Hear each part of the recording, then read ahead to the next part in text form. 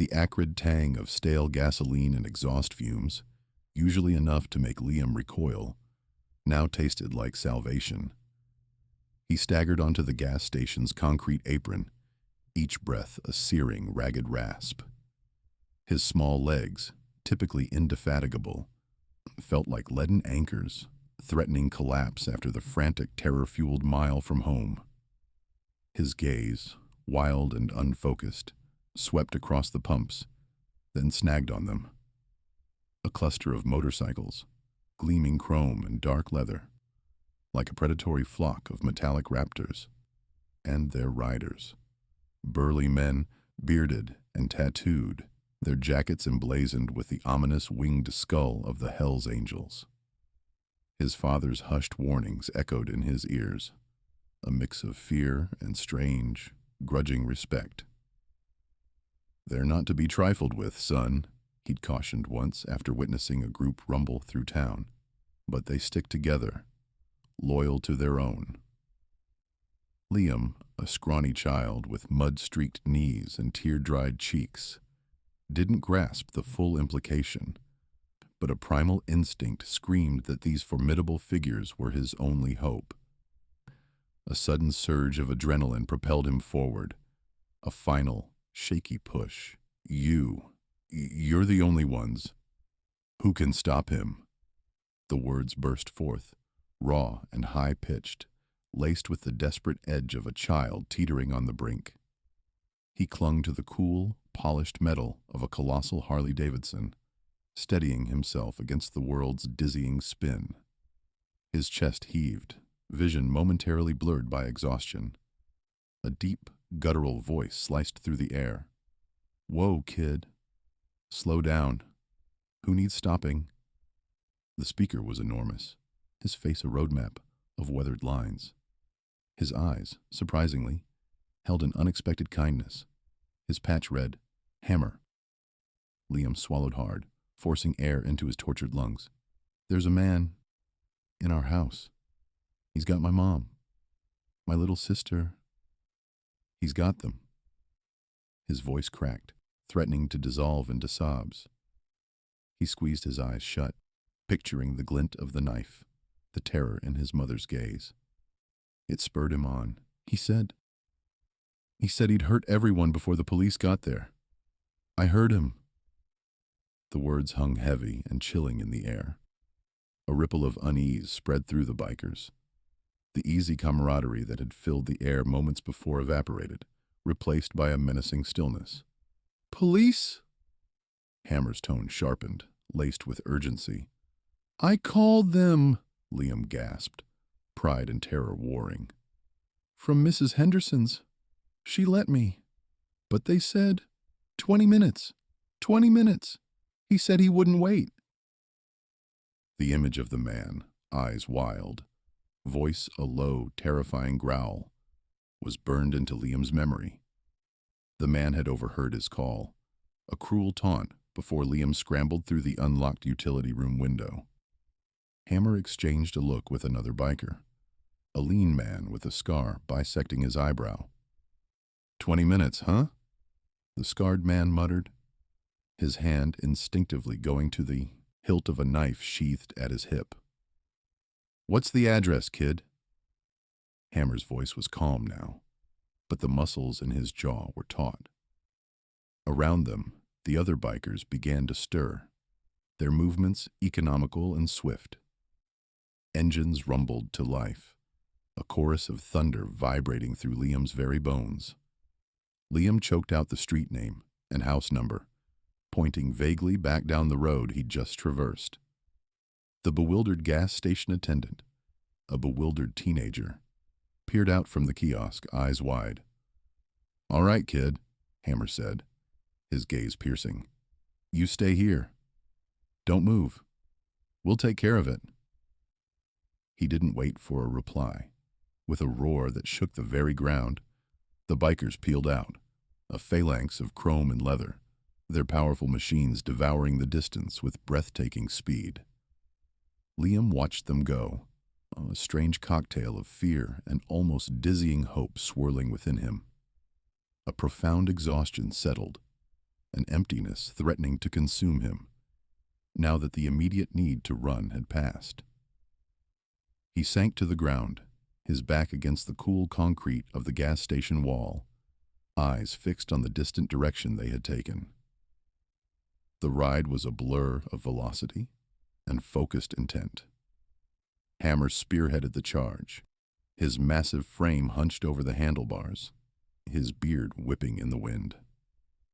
Their formation was tight, a moving wall of muscle and metal. They knew these back roads and cul-de-sacs intimately.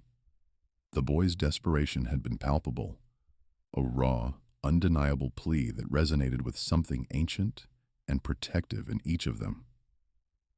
They weren't law enforcement, but they adhered to their own code. Protecting the innocent, especially a child's family, was a line they would not permit anyone to cross. As they rounded the final corner, the house appeared, a modest two-story dwelling, indistinguishable from its neighbors. Yet a single, flickering light in an upstairs window seemed to pulse with a silent alarm.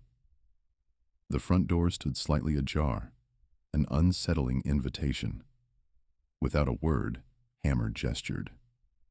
The bikers fanned out, encircling the property in a rapid, practiced maneuver. Some advanced to the front, others to the sides, a few to the rear.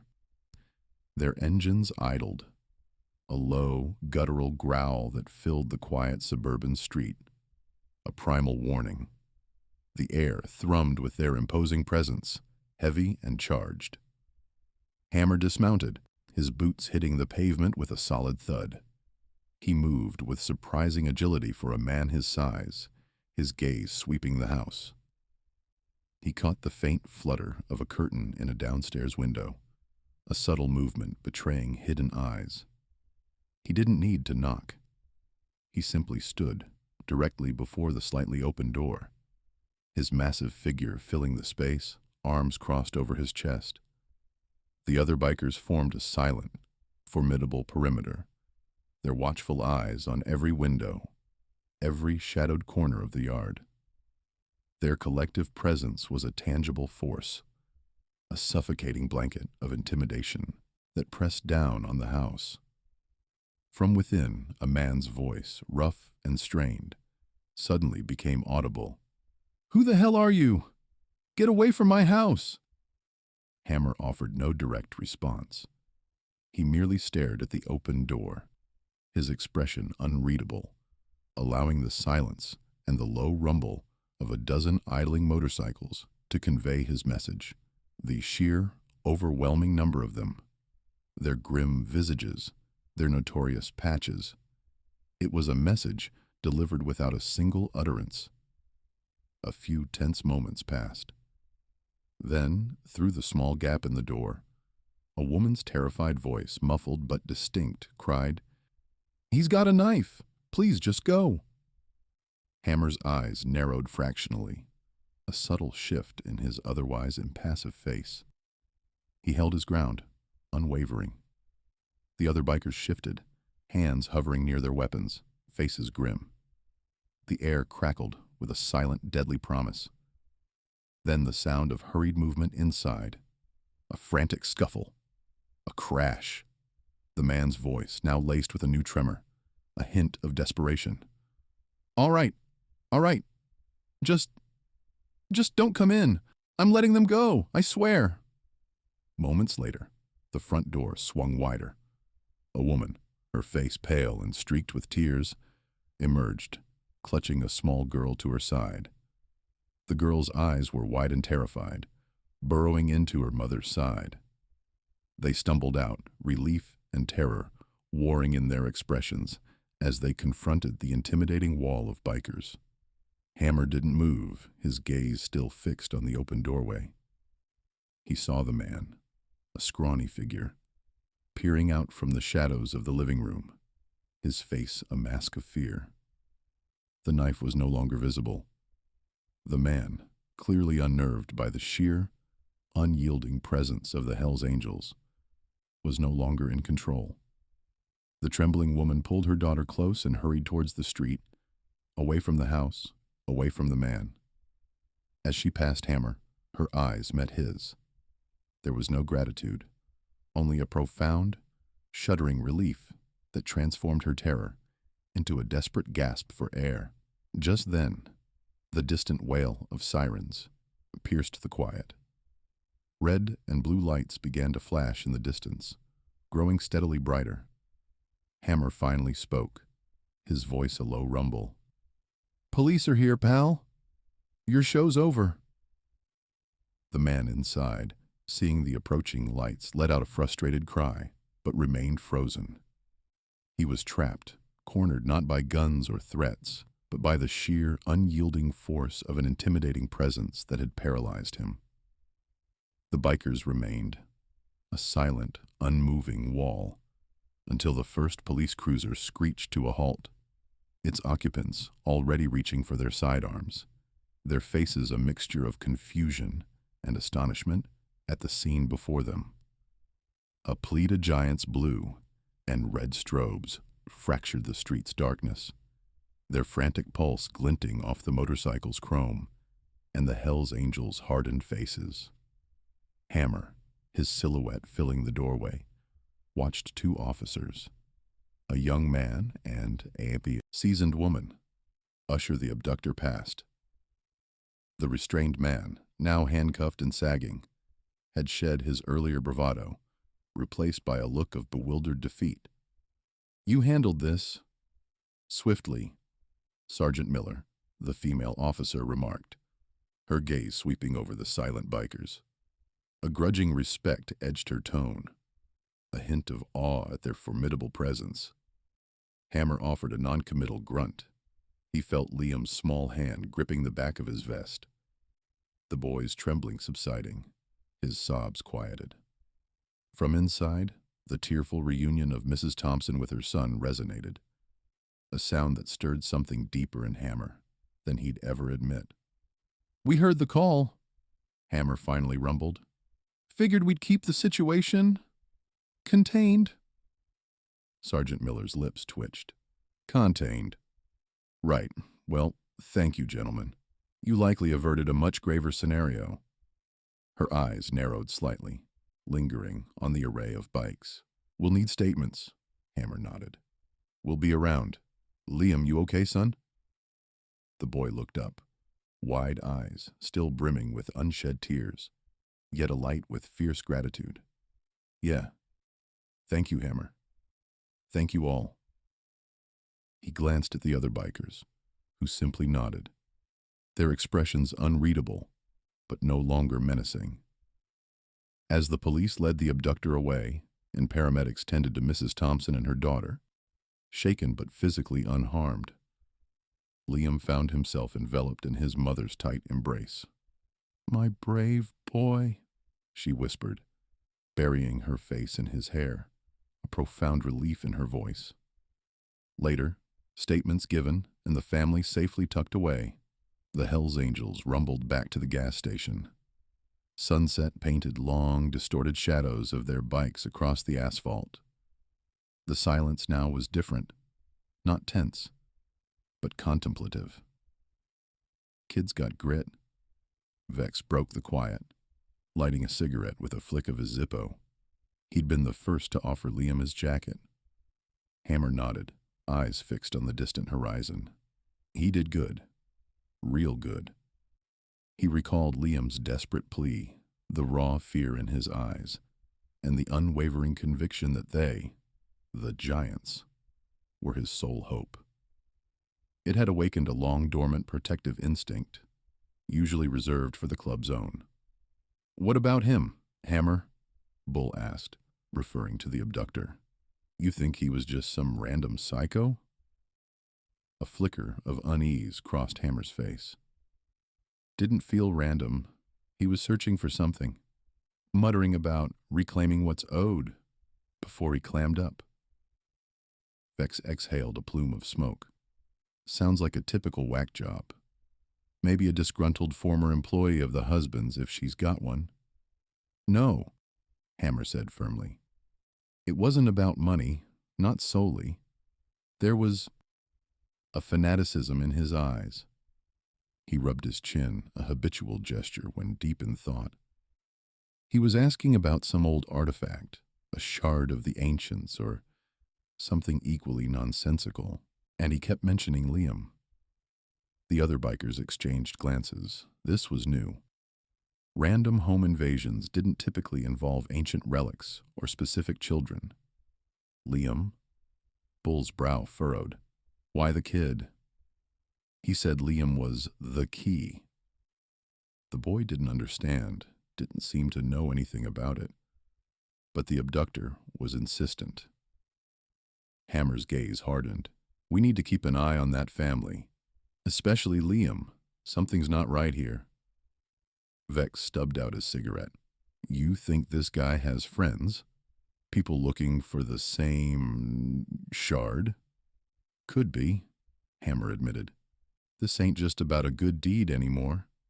This feels bigger.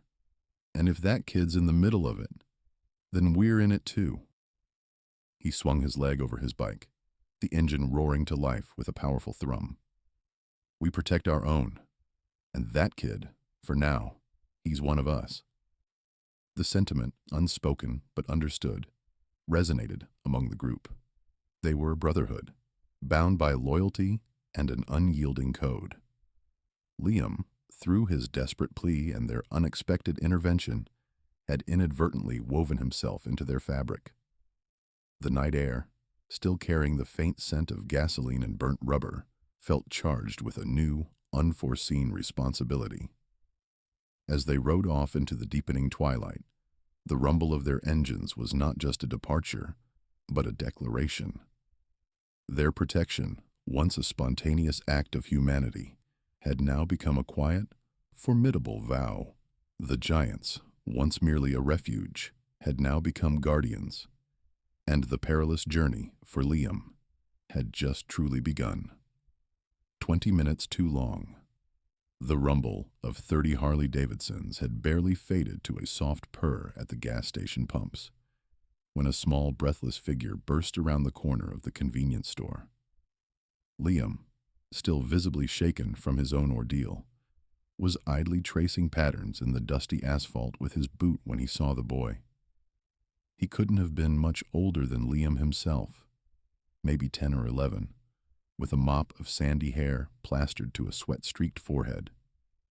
His chest heaved, his eyes wide and panicked, fixed on the array of leather-clad men in gleaming chrome. You're the only ones, the boy gasped, clutching at a stitch in his side, his voice thin with desperation. He pointed a trembling finger at Hammer, who had been wiping down his windshield with a slow, deliberate motion. You gotta stop him. Hammer lowered his rag, his gaze sharp, assessing. Stop who, kid? His voice, usually a gravelly murmur, had an edge of steel that cut through the afternoon hum. The boy stumbled forward, his words tumbling out in a torrent. He's in our house. My mom, my little sister. He has them. He said he'd hurt them. A fresh wave of tears welled in his eyes, but he blinked them back, a fierce resolve hardening his young face. I got out the window. My phone was dead. I ran. Sergeant Miller, who had just finished a hushed conversation on his radio, strode over, his brow furrowed. What's going on here, son? The boy turned to Miller, his face a mask of anguish. I called 911. They said 20 minutes. 20 minutes, sir.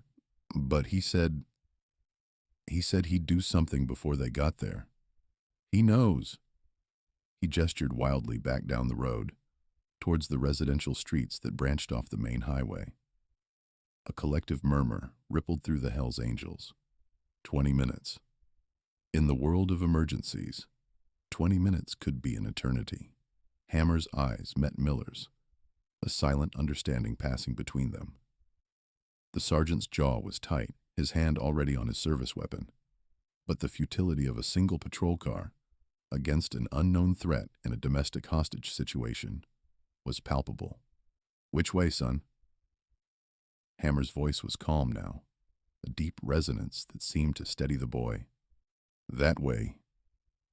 The boy pointed towards a street lined with mature oak trees, a mix of neat bungalows and two-story homes. 3rd Street on the left, then the blue house, number 12. Without another word, Hammer swung his leg over his Road King. The engine roared to life, a powerful guttural growl that vibrated through the ground. The other bikers followed suit, a symphony of throaty engines igniting the air. Liam, still standing by Hammer's bike, felt a surge of adrenaline, a strange mix of fear and exhilaration. "Get in the car, Liam," Miller commanded, his voice urgent. "And you too, son. We're going." The boy, whose name was David, scrambled into the back of Miller's cruiser, his eyes wide with a mixture of terror and hope.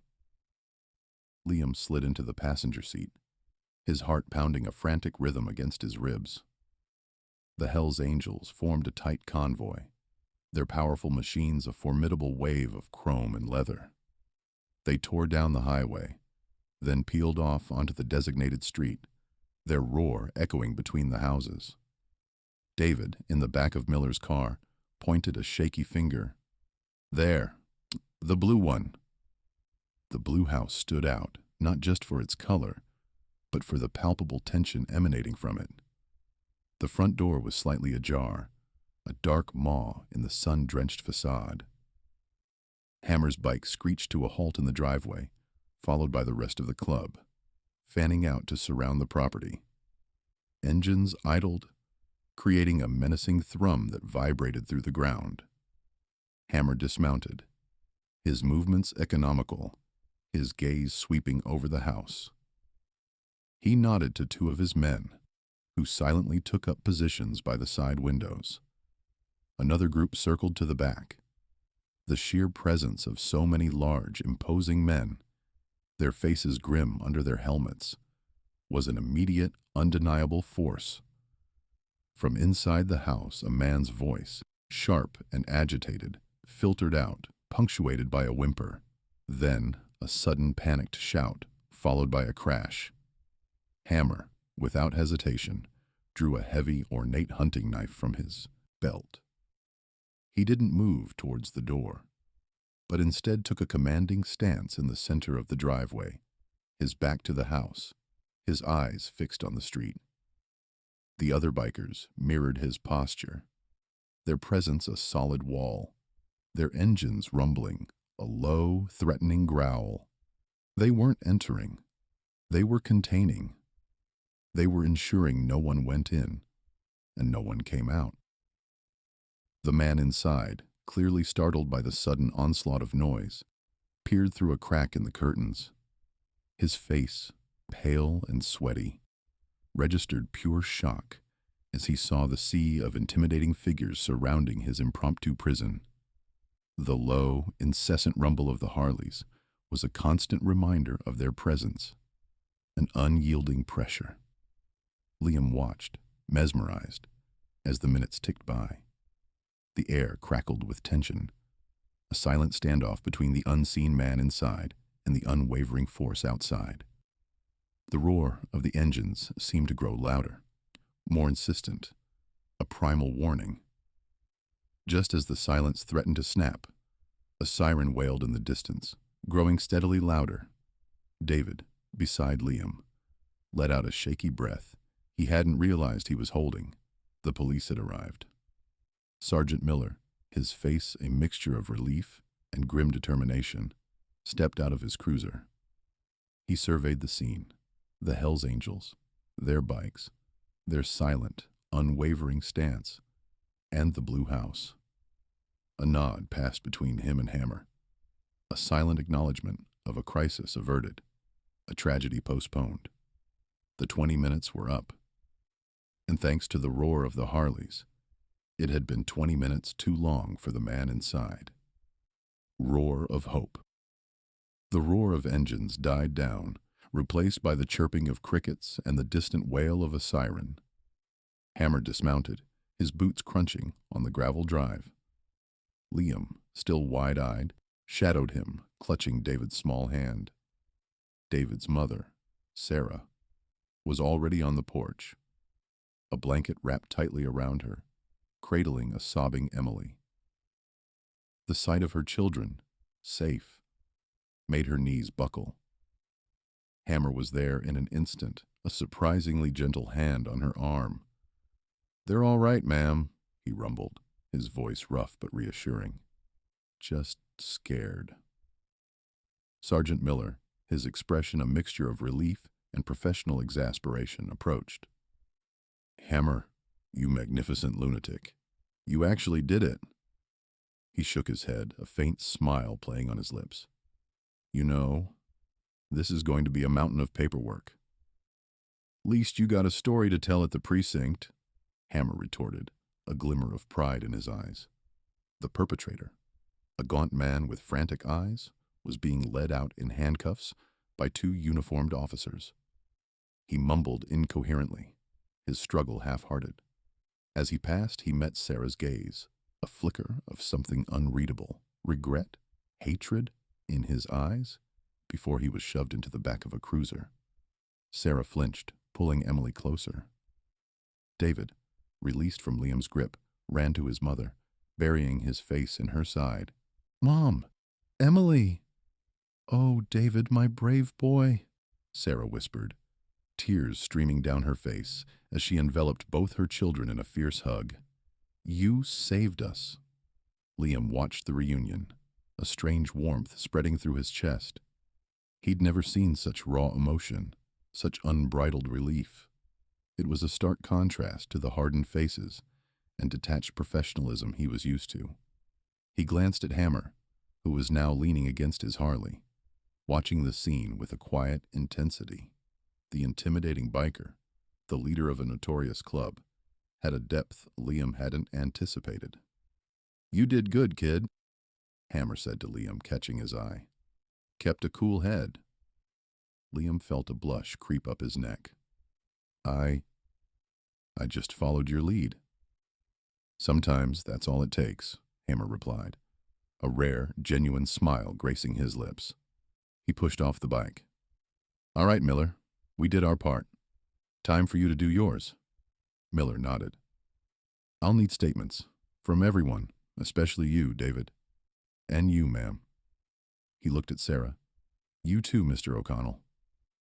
David, still clinging to his mother, looked up at Hammer. "Thank you, all of you." His voice was small but sincere. "Don't mention it, kid," Hammer said, a gruffness returning to his tone. He turned to his men. "Let's roll. We've got a long ride ahead." As the Harleys rumbled to life, the collective roar was different this time. It wasn't a sound of threat or intimidation, but something more akin to a fading echo of defiance, a promise of protection. Liam watched them go, the red glow of their taillights disappearing into the night. Sergeant Miller turned to Liam. "So, O'Connell, what's your take on all this?" Liam hesitated.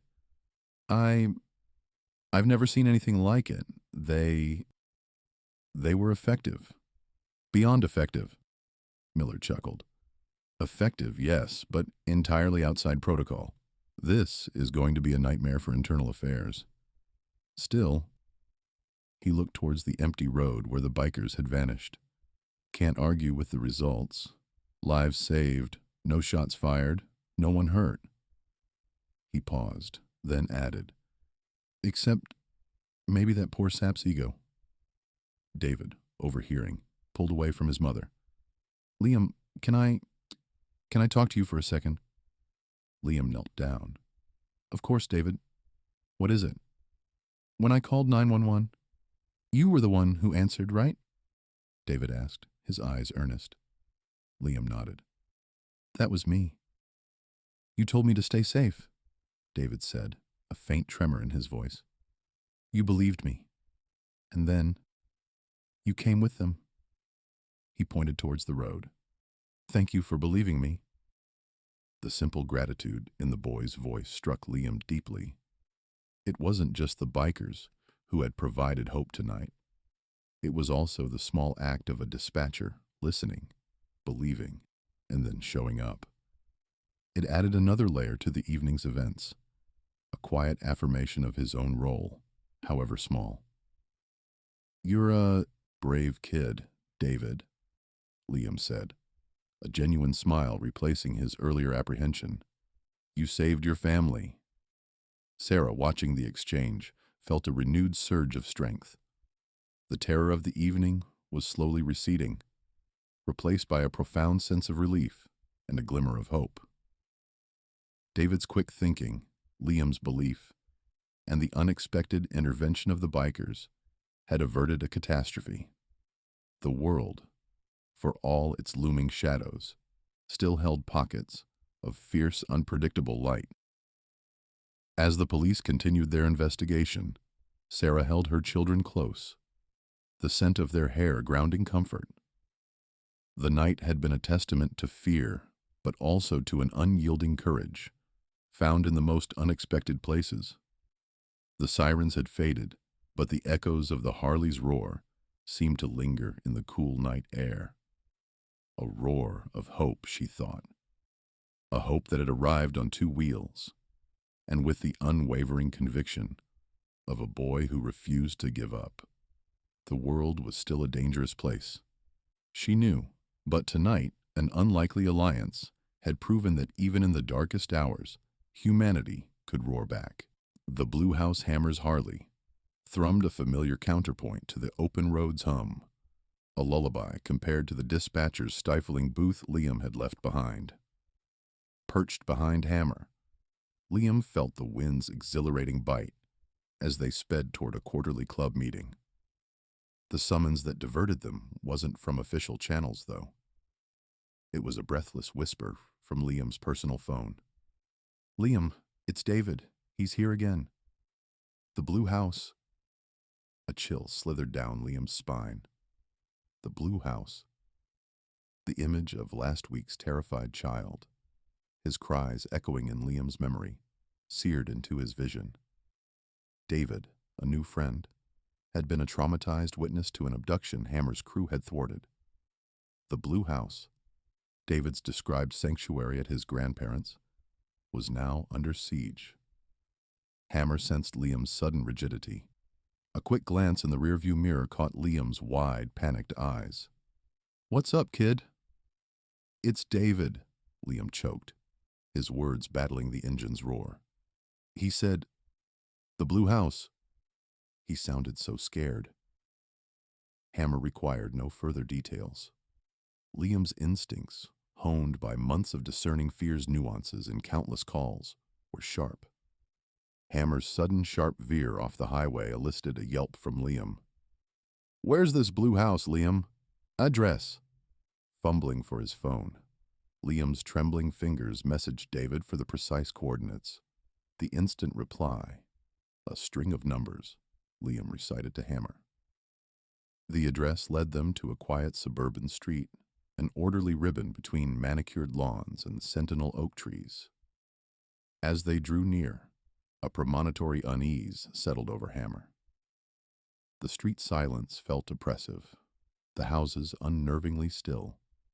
No sirens, no flashing lights, just a neighborhood holding its breath. Then he saw it.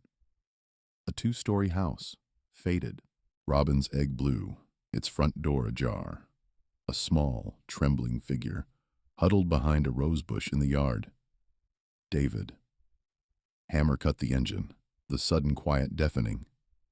Liam was off the bike before it fully stopped, sprinting toward the boy. Hammer watched, his hand instinctively gravitating to the heavy wrench tucked into his belt. He scoured the house, windows, porch, overgrown hedges. Something felt profoundly wrong. This wasn't a random snatch. This felt intensely personal, targeted. Liam knelt beside David, who was consumed by sobs. "He came in through the back," David rasped. "He has Grandma and Grandpa. He said he knew about us, about what happened." Liam's heart plummeted. "What did he look like, David?" "Black mask," David choked. tears streaking his face. And a suit. He kept talking about the shard. Said he knew Liam had it. He'd hurt them if Liam didn't give it to him. Liam's gaze darted to Hammer, who was now approaching the house with an air of contained menace. The shard. The ancient artifact, the catalyst for Liam's own abduction, wrested from the enigmatic cult, the one Liam believed was safely hidden. Hammer paused at the porch's edge, eyes narrowed, senses on high alert. Faint, muffled voices drifted from within. A low murmur, punctuated by a man's sharp, authoritative tone. He pushed the door wider, revealing a dimly lit living room. Two elderly figures, bound to chairs, their eyes wide with terror, faced a tall man in a dark suit, his face obscured by a black balaclava, a gleaming silver knife pressed against David's grandmother's throat. "Who the hell are you?" the masked man snarled, eyes glinting behind the fabric. "You're not the police, and you're not getting the shard." Hammer's voice was a low growl, a promise of impending violence. "Let them go. Now." "You think I'm afraid of a biker and a child?" the masked man scoffed, pressing the knife harder. "The boy has the shard. He knows where it is. Tell him to bring it to me, or they die." Liam, just behind Hammer, felt a cold dread envelop him. This wasn't like the other abductions. This man knew about the shard, about him. This was personal. The weight of responsibility settled on his young shoulders. He was the key.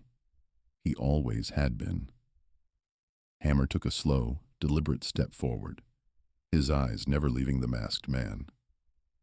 "You're making a mistake," he said, his voice deceptively calm. "A very big mistake." The masked man laughed, a chilling sound that reverberated in the quiet house. "I don't think so. I think you're about to watch them die unless the boy cooperates." Just then, the faint wail of sirens sliced through the suburban silence. Miller. Liam had sent a quick SOS with the address, trusting she'd heed his urgency. The masked man's head snapped toward the sound, a flicker of panic in his eyes. He hesitated for a split second, a moment of indecision. Hammer seized. With a speed that belied his size, Hammer lunged. A wall of chrome and thunder. The rising shriek of sirens, though still remote, galvanized the masked man. His hand, a vice against David's grandmother, cinched tighter, drawing her frail form closer until she quivered uncontrollably. "Tick-tock, Liam," he rasped, the gravelly whisper cutting through the tense air. His gaze flicked between Liam and Hammer, a disturbing glint in his visible eye. "They won't stop me. Not this time." Hammer's hand, previously at ease on the hilt of his sheathed bowie, clenched. The usual amusement in his eyes vanished, leaving them flat and unyielding. He advanced, a slow, deliberate step, his boots softly punctuating the hardwood. David, a statue by the doorframe, flinched but remained rooted. "Release them," Hammer's voice rumbled, low and dangerous. A predatory challenge. "This isn't about them." A dismissive snort escaped the masked man. "Isn't it? Everything orbits them, doesn't it, Hammer? The innocent, the ones you champion. But you failed to protect her, didn't you? Not from him." The last word was a corrosive spray of ancient animosity. A cold dread seeped into Liam.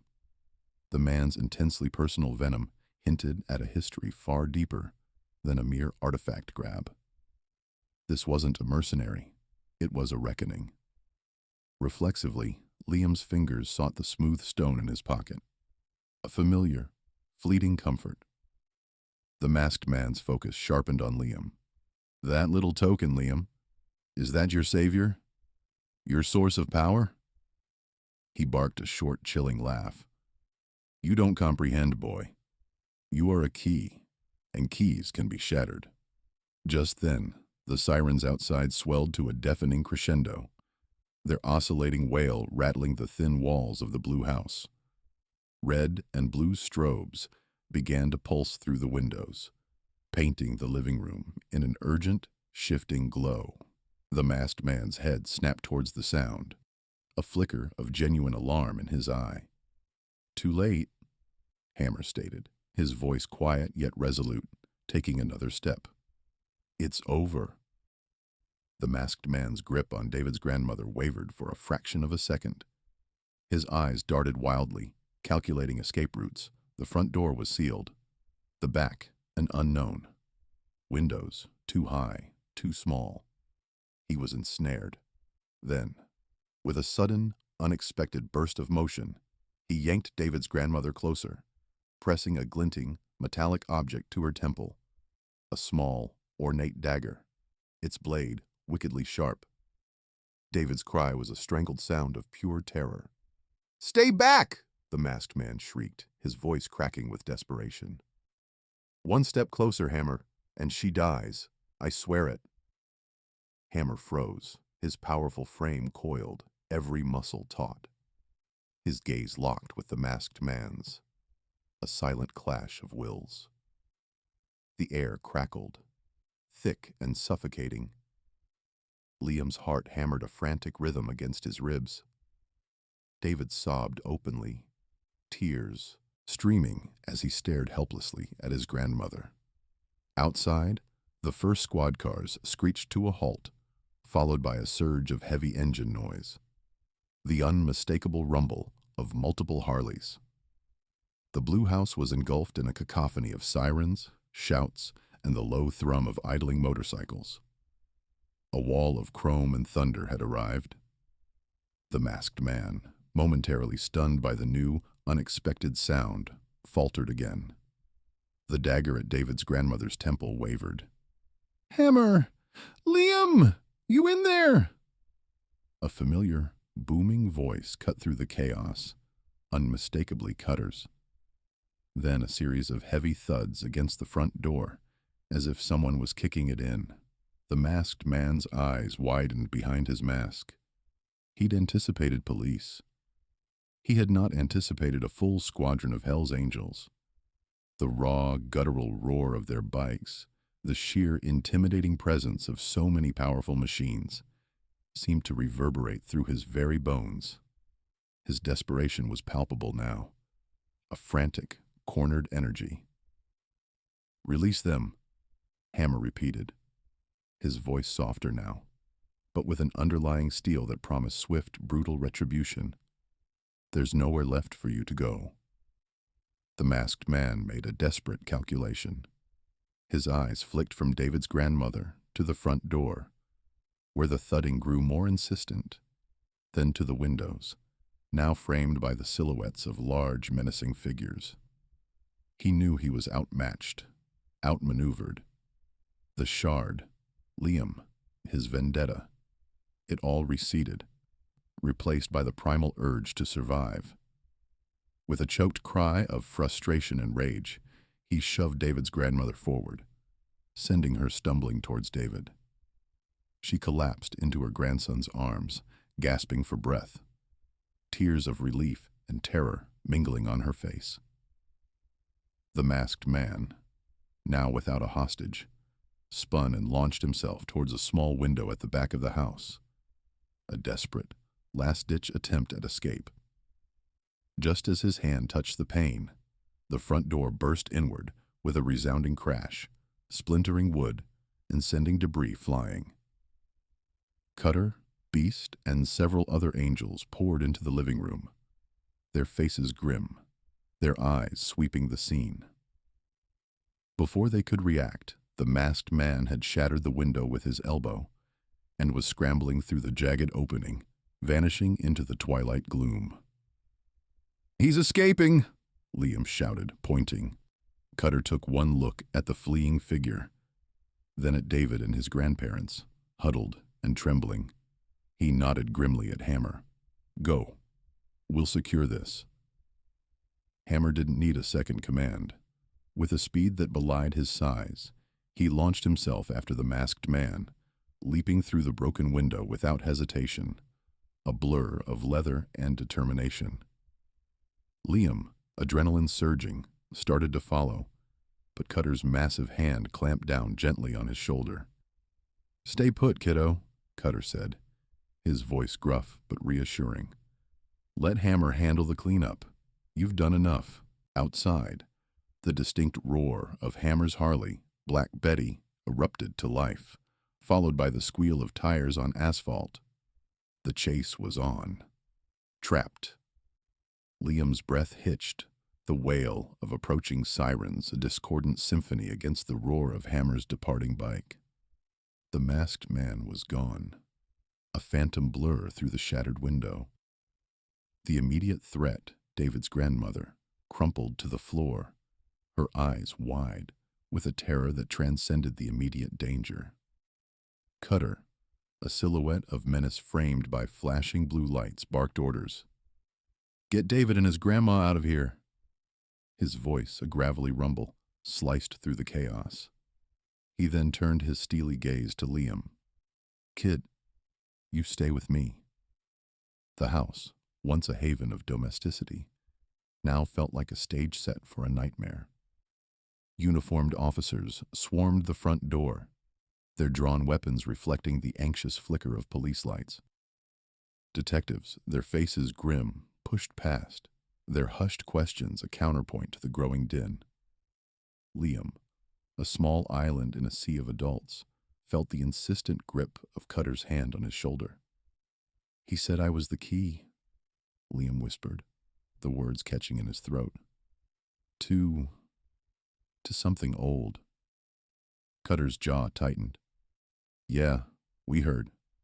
This ain't the first time, kid. Not by a long shot." He glanced towards the window where the masked man had vanished, a muscle twitching in his cheek. "Hammer'll find him. He always does." Outside, the street was a maelstrom of flashing lights and concerned murmurs. David, clutching his grandmother, was ushered into the back of an ambulance, their faces etched with relief and residual fear. Cutter, with Liam trailing in his wake, moved towards a group of officers gathered around a patrol car. "Anything?" Cutter asked, his voice devoid of its usual bluster, replaced by a quiet authority. A burly officer, his uniform straining at the seams, shook his head. "Nothing." Guy vanished into thin air. "We've got units scouring the perimeter, but no sign." "He's good," Liam interjected, surprising himself with the clarity of his voice. "He moved so fast." The officer looked down at Liam, his expression softening slightly. "You got a good look at him, son." Liam nodded. A vivid image of the man's eyes, cold and calculating, seared into his memory. His eyes. They were like ice. And he had a scar, a thin white line, just under his left eye. The officer scribbled furiously in a small notebook. "That's something. Anything else? A distinct smell? A limp?" Liam racked his brain, the adrenaline still coursing through him. "He smelled like old paper, and something metallic, like copper." Cutter grunted approval. "Good details, kid. Real good." Just then, a walkie-talkie crackled to life in the officer's hand. "All units, we've got a visual. Subject spotted heading towards the old industrial district on a modified dirt bike. Looks like a black Harley, heavily customized." A surge of relief, sharp and potent, washed over Liam. Hammer. Cutter's eyes, usually hard as flint, gleamed with a predatory satisfaction. "Hammer's got him. That's our boy?" He pulled out his own phone, his fingers flying across the screen. "I'm calling it in. We're moving." Within minutes, the remaining members of the club, who had been holding a defensive perimeter around the house, revved their engines, their collective roar, a primal declaration. Liam, still under Cutter's watchful eye, was lifted onto the back of his bike, the worn leather seat surprisingly comfortable. "Hold on tight, kid." Cutter instructed, his voice a low growl above the thrum of the engine. The cavalcade of bikes tore through the night, a dark, powerful current against the ebb and flow of regular traffic. The industrial district, a labyrinth of crumbling brick and corrugated iron, loomed ahead, its skeletal structures silhouetted against the pale glow of the city. The air grew heavy with the scent of rust and damp earth. "This is where he'll try to lose Hammer," Cutter yelled over the wind, his words barely audible. "Lots of places to disappear." Liam clung to Cutter, his heart thumping a frantic rhythm against his ribs. He imagined Hammer, a lone wolf in pursuit, navigating the treacherous terrain. The masked man's words echoed in his mind. "You are the key." What did it mean? What ancient secret was he unwittingly part of? The bikes veered off the main road, kicking up dust and gravel as they plunged into the heart of the district. Dilapidated warehouses, their windows like vacant eyes, loomed on either side. The air grew colder, thick with the silence of decay. Then, a sudden jarring sound, a crash, the metallic shriek of tearing metal, followed by a guttural curse. Cutter slammed on the brakes, the bike skidding to a halt. "What the hell was that?" he snarled, his eyes scanning the gloom. From the darkness ahead, a figure emerged, limping, a dark smear on his shoulder. It was the masked man, his movements no longer fluid, but jerky and pained. He held a piece of metal, jagged and sharp, in his hand, his breath coming in ragged gasps. "He went down," the masked man rasped, his voice strained. "Hammer. He's trapped." A chill, colder than the night air, snaked its way down Liam's spine. Hammer. Invincible Hammer. Trapped? The masked man, despite his injuries, wore a triumphant, chilling grin. "You're wrong," Liam blurted out, a sudden defiance rising within him. "He's never trapped." The masked man's gaze, those icy eyes, fixed on Liam. And for a terrifying moment, Liam felt completely exposed. A small, vulnerable creature caught in a predator's stare. "Oh, but he is, little Key," the masked man hissed, a triumphant glint in his eyes. "And soon, you will be too." A siren wailed in the distance, closer this time, accompanied by the familiar rumble of more approaching Harleys. The masked man's head snapped up, his grin fading into a grimace of frustration. He glanced at the makeshift weapon in his hand, then back at Liam. He was cornered, but he still held a card. He took a single step towards Liam, a chilling resolve hardening his features. "Not this time," Cutter growled, dismounting his bike, his hands clenched into fists. "You're done." The masked man hesitated, his eyes darting between Cutter and the approaching lights. He was bleeding, outnumbered, and the net was closing in. With a desperate snarl, he flung the jagged metal at the ground in front of Liam, a mere distraction, and then vanished into the shadows, a ghost swallowed by the decaying industrial landscape. "He's getting away," Liam cried, his voice laced with renewed panic. Cutter, however, didn't give chase. His eyes were fixed on the spot where the masked man had been, then swept across the deserted warehouses, his brow furrowed in a deep frown. He turned to Liam, his expression grim. "He didn't care about getting away," Cutter said, his voice low and dangerous. "He wanted to buy time. He wanted us to think he was running." He paused. Then his eyes widened in a sudden realization. "Hammer. He said Hammer was trapped. This wasn't about escape. This was about us." The sound of an engine revving, a familiar, powerful thrum, echoed from the depths of a nearby warehouse, muffled and distorted. It was Hammer's bike.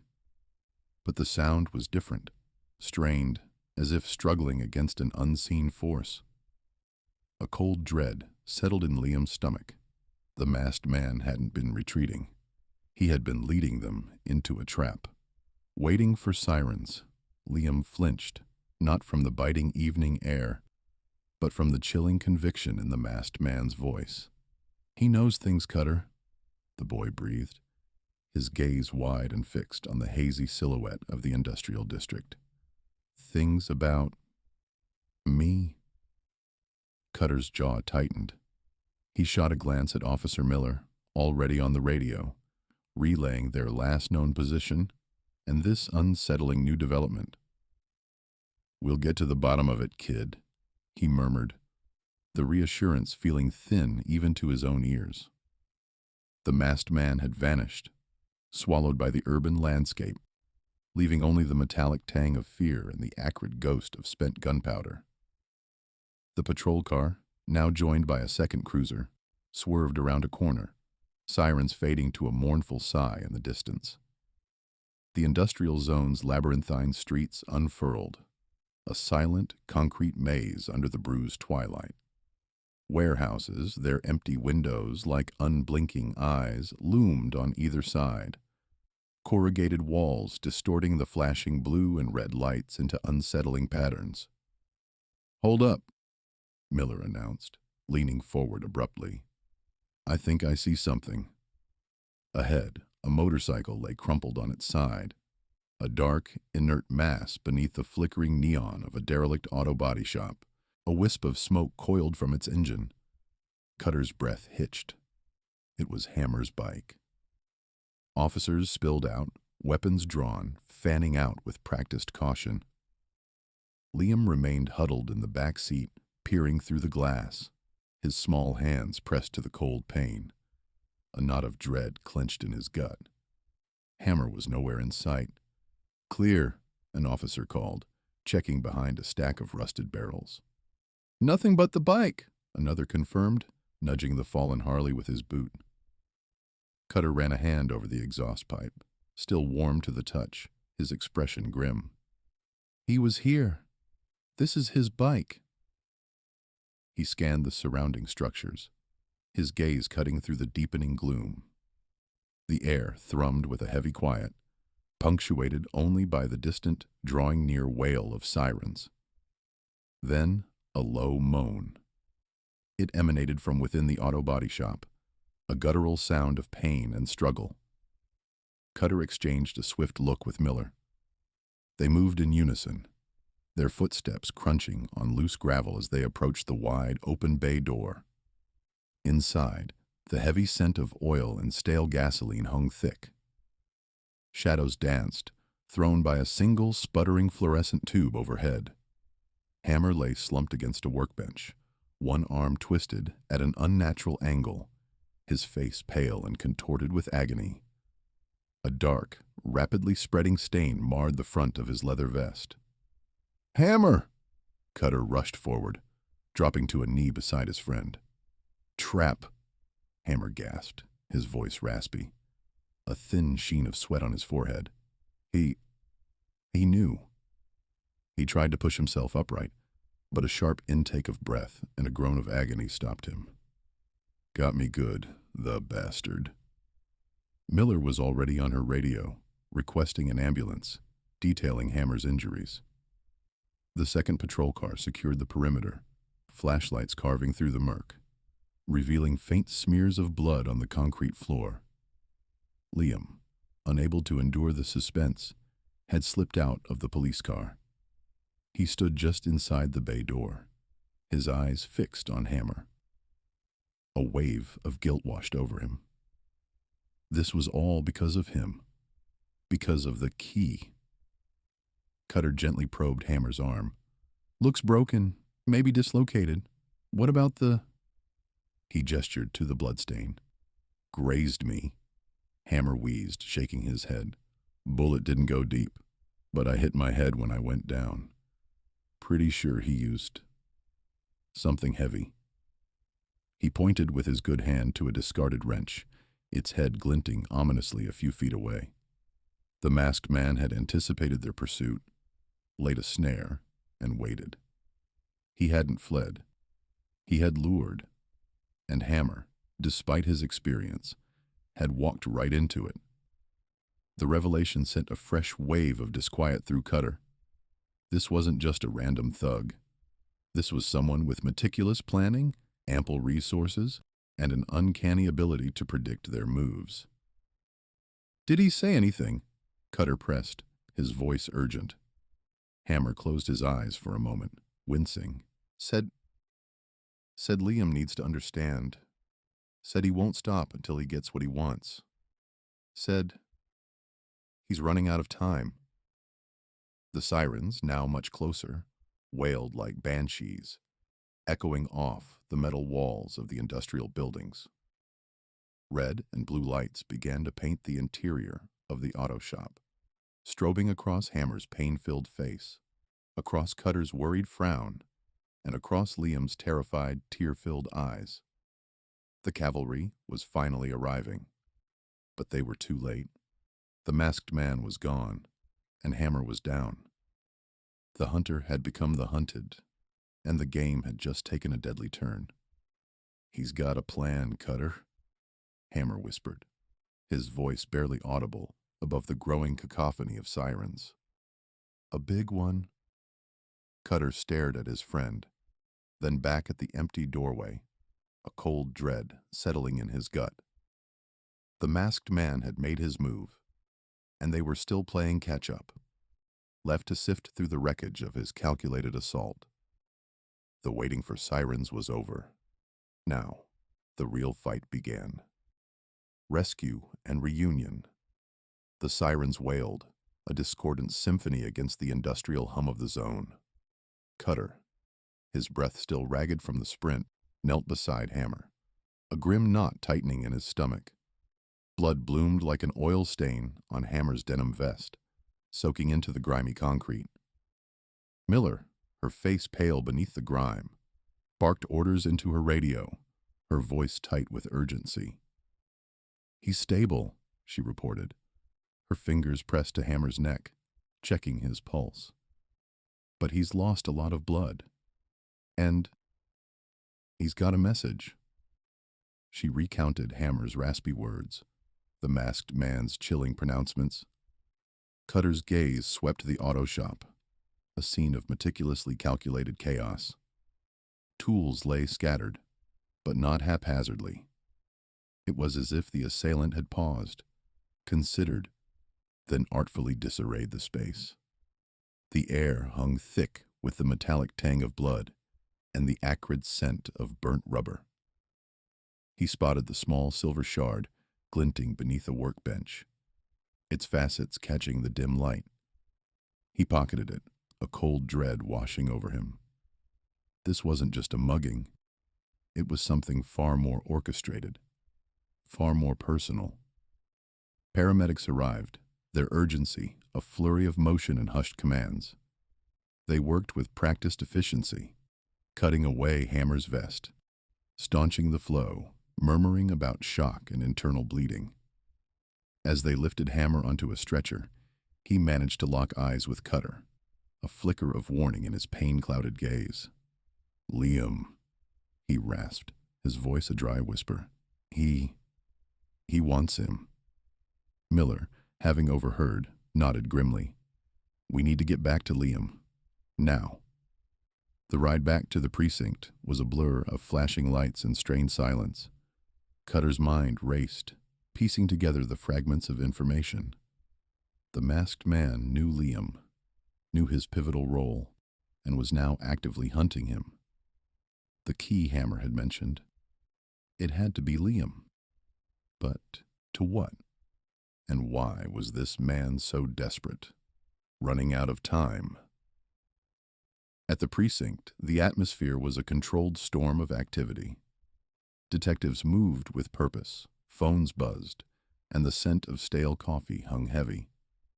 Liam sat huddled in a large, uncomfortable chair in an interrogation room, a blanket draped over his shoulders, a half-eaten sandwich untouched beside him. His eyes, usually bright with curiosity, were shadowed with a fear that went beyond a child's understanding. Cutter burst in, his gaze immediately finding Liam. The boy looked up, his small shoulders hunching further. "Liam," Cutter began, his voice softer than he intended. "We need to talk." He pulled up a chair, settling in front of the boy, trying to project a calm he didn't feel. Miller followed, her expression serious. "Liam, can you tell us more about this man? Anything you remember from the last time, or what he said today?" Liam chewed on his lip, his gaze darting between them. He said I was the key to something old, and he said he'd find me, even if I hid. He shivered, pulling the blanket tighter. He said he knows things about me, things no one else knows. A chill snaked down Cutter's spine. "What kind of things, Liam?" The boy hesitated, then whispered. He said he knows about the dreams, the ones I don't tell anyone about. Cutter exchanged a look with Miller. The dreams Liam had spoken of, vague and unsettling, had always been dismissed as a child's imagination, perhaps a symptom of trauma. But if this man knew about them, it opened a terrifying new dimension to the threat. Just then, a uniformed officer knocked hesitantly on the doorframe. "Officer Miller, Detective Cutter. There's a Mr. Elias Thorne here. Says he has information regarding the masked man." Miller frowned. "Thorne? The artifact dealer?" She looked at Cutter, a question in her eyes. What would he know? Cutter felt a jolt of recognition. Thorne, a known, if eccentric, collector of historical oddities. Was he connected to this ancient conspiracy? He stood. "Bring him in, but carefully." Thorne, a rail-thin man with spectacles perched precariously on his nose, entered, clutching a worn leather satchel. His eyes, magnified by the lenses, were wide, with a mixture of fear and academic excitement. "Detectives," he began, his voice a reedy whisper. "I believe I know who your masked man is. Or, at least, who he's trying to be." He fumbled in his satchel, producing a faded photograph of an intricately carved stone tablet. "This man," he tapped the image, "he's obsessed with the shard of Ethel, a relic, long believed lost, said to hold immense power. And Liam." He looked at the boy, his voice dropping to an almost reverent tone. "Liam is rumored to be the living key to its awakening." The air in the room grew heavy, electric with the weight of Thorne's words. The pieces were beginning to connect, forming a mosaic of ancient prophecy and modern peril. Liam, unknowingly, was at the heart of it all. And the masked man, his clock ticking, would stop at nothing to get him. The race, Cutter realized, had just escalated into a desperate sprint. They were no longer just protecting a child. They were guarding a destiny. Queer departure. The sterile tang of antiseptic clung to Hammer's clothes, a stark contrast to the familiar sense of diesel and stale beer that usually permeated his club vest. He perched on Liam's hospital bed, a hulking figure beside the small, pale boy. Liam, now awake, though still fragile, idly traced patterns on the rumpled sheet with a bandaged finger. A battery of tests had inexplicably cleared him, a medical marvel considering his recent ordeal. He was finally ready to leave. "You sure about this, kid?" Hammer's voice was a low murmur, softer than Liam had ever heard it. The question referred to the new living arrangement, not a return to his old house, a place now shadowed by fear, but a move to the clubhouse. A makeshift room, recently cleared of forgotten parts and oily rags, awaited him there. It was an unprecedented step for the club, yet no one had voiced an objection. Liam, in a way no outsider could fathom, was now one of them. Liam gave a decisive nod. "I want to be with you guys." A faint smile, rare and fleeting, touched Hammer's lips. Good, because we want you with us. He ruffled Liam's hair, an awkward yet profoundly genuine gesture of affection. Cutter leaned against the doorframe, his usual scowl softened by a flicker of concern. Miller, ever the silent observer, stood opposite, arms crossed, his gaze rarely leaving Liam. The tension of the preceding days had etched itself onto their faces, a stark reminder of the forces they now confronted. "All right, kiddo," Cutter announced, pushing off the door. "Let's get you out of this glorified prison." The return journey to the clubhouse was hushed. Liam rode in Hammer's sidecar, nestled amidst blankets, feeling the engine's familiar thrum. The wind, usually an exhilarating rush, felt like a gentle caress today, a subtle reassurance of the world beyond the hospital's confines. He watched the passing blur of cars and buildings, a strange blend of apprehension and comfort settling within him. The clubhouse, a bastion of roaring engines and tough men, had somehow become his refuge. Upon their arrival, the club buzzed with quiet purpose. Doc, ever the pragmatist, had already set up a cot in the corner of the main common room, near the crackling fireplace. It was temporary, a placeholder until Liam's own room was ready, but it was a beginning. He'd even unearthed an old worn teddy bear, a relic from years past, placing it on the pillow. The gesture was both unexpected and deeply moving. Liam surveyed his new surroundings, a blend of awe and trepidation in his gaze. The clubhouse stretched vast, imbued with the rich aroma of leather, oil, and a faint metallic tang. Tools hung neatly from pegboards, glinting under bare bulbs. Motorcycles, gleaming sentinels, stood silently. It was a universe away from the quiet suburban home he'd known, yet it felt right. "All right, kid," Doc said, his voice gruff but kind. "This is home for now. Anything you need, you ask." Liam nodded, a shy smile gracing his lips. He picked up the teddy bear, its fur soft against his cheek. "Thank you, Doc." Later that evening, the television in the common room flickered with local news. Liam sat on the cot, wrapped in a blanket, watching the muted images. A reporter stood before a familiar house, his old home, detailing the unusual circumstances of his abduction. The police, the report added, were investigating a possible link to other recent child disappearances in the region. A chilling thought, a cold tendril of fear, snaked through Liam. He wasn't merely a victim. He was entangled in something larger, something sinister. Hammer, perched on a stool across the room, observed Liam intently. He sensed the boy's fear, a palpable aura in the quiet room. He knew the news report, however vague, would sow seeds of doubt and worry in Liam's mind. "Don't you worry about any of that, kid." Hammer's voice cut through the silence. "We got you now. Nobody's getting to you." Liam looked up, his eyes meeting Hammer's. The biker's conviction was absolute, an anchor in the swirling currents of uncertainty. For the first time since the masked man had entered his life, a genuine sense of safety settled over Liam. He wasn't alone. The next morning, Elias Thorne arrived, his usual crisp suit slightly rumpled, betraying his hurried journey. He carried a leather-bound folio.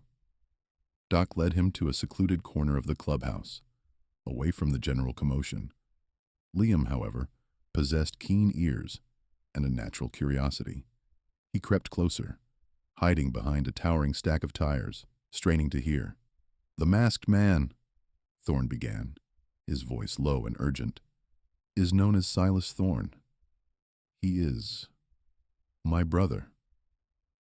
A gasp caught in Liam's throat. His abductor, the man who had terrified him, was related to the man supposedly helping them. The revelation was a gut punch. Silas is obsessed with ancient artifacts, Particularly the shard of Ethel, Thorne continued, oblivious to Liam's presence. He believes Liam is the living key to its awakening. He thinks the boy's dreams are visions, maps to its resting place. Miller, who had been listening intently, frowned. Dreams?